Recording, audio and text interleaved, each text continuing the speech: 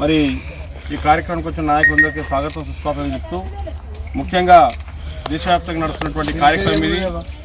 మన జై బాపు అంబేద్కర్ గారు, మహాత్మా గాంధీ వీళ్ళంతా పెద్దలు మనకు 75 సంవత్సరాల కిందట స్వాతంత్రాన్ని తీసుకురావడం జరిగింది. ఒక రాజ్యాంగాన్ని రాసినటువంటి బాబాసాహెబ్ అంబేద్కర్ గారి యొక్క లక్ష్యాలను నెరవేరుస్తూ ఆ రోజు నుంచి ఈ రోజు వరకు కాంగ్రెస్ పార్టీ కొనసాగుతూ ఉంది. బడుగు బలహీన వర్గాలు అన్ని వర్గాల ప్రజలకు ఎప్పుడు అండగా ఉంటూ అప్పుడైనా ఇప్పుడైనా ఎప్పుడైనా కానీ కాంగ్రెస్ పార్టీ ఇందిరా లేవు, ఓట్లు వేసేది లేదు. మీరు చూసిర్రు మరి కాంగ్రెస్ పార్టీ ఇంతకుముందు టీఆర్ఎస్ ప్రభుత్వం ఎట్లుండే చూసిర్రు.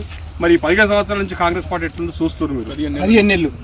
15 ఏళ్ళ కాంగ్రెస్ పార్టీ మనకి ఏం చేసింది మీకు తెలవాలా.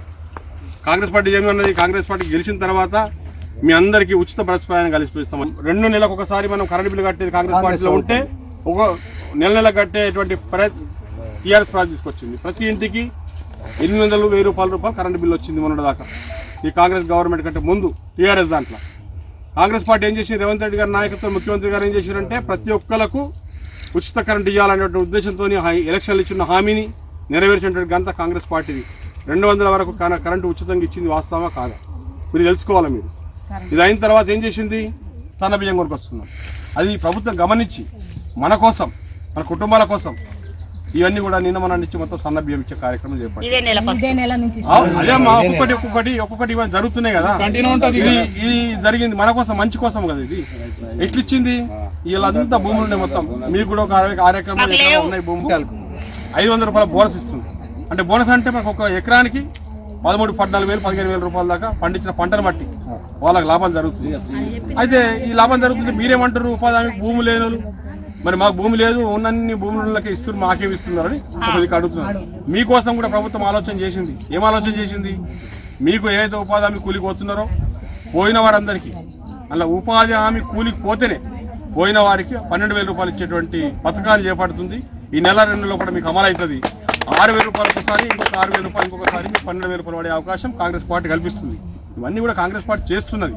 ఏవైతే హామీలు ఇచ్చిందో హామీలో భాగంగా ఒక్కొక్కటి చేసుకుంటూ వచ్చింది 15 నెలలు. ఇవన్నీ ఈ 15 నెలల్లో కూడా 5 నెలలు ఎలక్షన్ జరిగింది. మొన్న మళ్ళీ పార్లమెంట్ ఎంపీ ఎలక్షన్ వచ్చింది, ఆ ఎలక్షన్ వచ్చింది, అందులో కోడ్ వచ్చింది, అందులో ఏం చేయకుండా ఈ 10 నెలల లోపల కాంగ్రెస్ పార్టీ చేసిన ఘనత కార్యక్రమాలు ఏంటంటే ఇవి. మరి ఇంతకుముందు ఏం చేసినామో 10 సంవత్సరాలు టీఆర్ఎస్ ప్రభుత్వం డబుల్ బెడ్రూమ్లు కట్టించిందా, 3 ఎకరాల భూమి ఇచ్చిందా, ఇంటికొక ఉద్యోగం ఇచ్చిందా, మరి ఏమి ఇయ్యలేదు, రుణమాఫీ చేయలేదు, ఏమి ఇయ్యలేదు. ఏం చేయకుండా కానీ 10 సంవత్సరాలు నడిచింది. మరి ఇప్పుడు వస్తే ఇప్పుడు ఏం చేయలేదని మాట్లాడితే ఎట్లుంటా, ఇవన్నీ చేసింది వాస్తవమా కాదా తెలుసుకోవాలి మనం. ఏ పార్టీ మనకు మంచిగా చేస్తుంది, ఏ పార్టీ కరెక్ట్. అప్పుడైనా ఇప్పుడైనా ఎప్పుడైనా ఇందిరామ రాజాపడికి ఇట్లుంటది. ఇందిరామ ఏం చెప్పినా కానీ ఏం చేస్తుంది అంటే ఏం చెప్పినా కానీ ఏం చేస్తుంది ఇందిరామ రాజా అంటే ఒక్కరికి ఇయ్యది, అందరికి ఇస్తుంది. టీఆర్ఎస్ ఏం చేసిరు, మొన్న దళిత బంధు అలాగే ఇచ్చిర్రు, అలెంబడి తిరిగిన వాడికి ఇండ్లు లేని వారికి ఇండ్లు, ప్లాట్లు లేని వారికి ప్లాట్లు, భూములు లేని వారికి భూములు ఇచ్చినటువంటి ఘనత కాంగ్రెస్ పార్టీ ఇందిరమ్మ ఆ రోజు. ఆ తర్వాత ఉన్న ముఖ్యమంత్రులు కూడా మనకు అదే రకంగా చేసుకుంటూ రావడం జరిగింది. ఇక మీరు ఉపాధి హామీ కూలికి పోతున్నారంటే దానికి కారణం కాంగ్రెస్ పార్టీ, మన్మోహన్ సింగ్ వారు ప్రవేశపెట్టిన పథకం ఇది. ఆ రోజు మనకు కరువు కాటకాలతో ఉన్నాం, మనకు పొలాలు పంటలు లేవు అని ఈ యొక్క ఉపాధి అనేది ఒక రూపకంగా చూపిస్తే ఆ కూలి రూపంగా మన డబ్బులు వస్తే మన అందరం కూడా మనం బతకడానికి ఒక అవకాశం ఉంటుందని చెప్పేసి ఆ రోజు ప్రవేశపెట్టడం జరిగింది.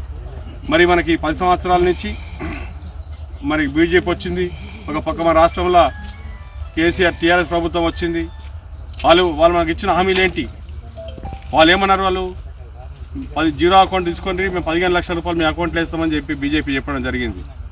ఒక పక్క ఏం చెప్పిందంటే చదువుకున్న పిల్లలకందరికీ మీకు సంవత్సరానికి 2 కోట్ల ఉద్యోగాలు ఇస్తాం దేశవ్యాప్తంగా అని చెప్పి చెప్పడం జరిగింది.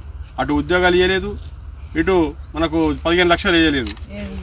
ఏమి ఇవ్వకుండా ఏం చేశారంటే మనకు కులాల మధ్య మతాల మధ్య చిచ్చు పెట్టి మనకు ఉన్న కలిసినటువంటి కుటుంబాలని చిన్న భిన్నం చేసేసి ఏదైతే ఓట్లు వేసుకొని పబ్బం గడుపుకునే ప్రయత్నం చేస్తున్నారు. మనము రాముణ్ణి, ఆంజనేయుని, దేవుళ్ళందరినీ కూడా మన తాత ముత్తాతల నుంచి మనం మొక్కుతున్నాం. మనందరూ కూడా ఆనవాయితీ చేసుకుంటున్నాం. మన గ్రామాల్లో మన కుటుంబాలు ఉన్నాయి. ఒక పక్కకు ముస్లిం ఉన్నారు, ఇంకొక పక్కకు క్రైస్తవులు ఉన్నారు, మన ఒక పక్కకు హిందువులు ఉన్నాం. ఆయన కలిసిమెలిసి జీవిస్తున్నటువంటి మనందరినీ కూడా విడగొట్టాలని చెప్పి మన ప్రయత్నం చేస్తున్నటువంటి పార్టీ బీజేపీ పార్టీ. వీళ్ళందరినీ ఈ రకంగా చేస్తున్నారు కాబట్టి మన రాహుల్ గాంధీ గారు ఏం చేశారంటే జోడో యాత్ర చేపట్టండి, పాదయాత్ర, దేశవ్యాప్తంగా భారత్ జోడో యాత్ర అని చెప్పేసి దేశవ్యాప్తంగా పాదయాత్ర చేసింది. ఆ పాదయాత్ర చేస్తే ఆ పాదయాత్ర ఎందుకోసం చేస్తున్నాడు, అందరూ ఐక్యంగా ఉండాలా, మనం ఊళ్ళలో ఉండి మనం కొట్లాడుకోవద్దు, ఎప్పటిలాగానే మనం ఎదుర్కోవాలా, మనం అదే రకంగా జీవించాలా అనేటువంటి ఉద్దేశంతో ఒక పక్క రాహుల్ గాంధీ గారు ప్రయత్నం చేస్తారు. ఆ ప్రయత్నంలో భాగంగానే ఇక్కడికి మేము రావడం జరిగింది. ఎందుకోసం బాబాసాహెబ్ అంబేద్కర్ అన్ని వర్గాల ప్రజలకు అందరూ కలిసికట్టుగా ఏ రకంగా ఉండాలనో ఒక రాజ్యాంగం రాయడం జరిగింది.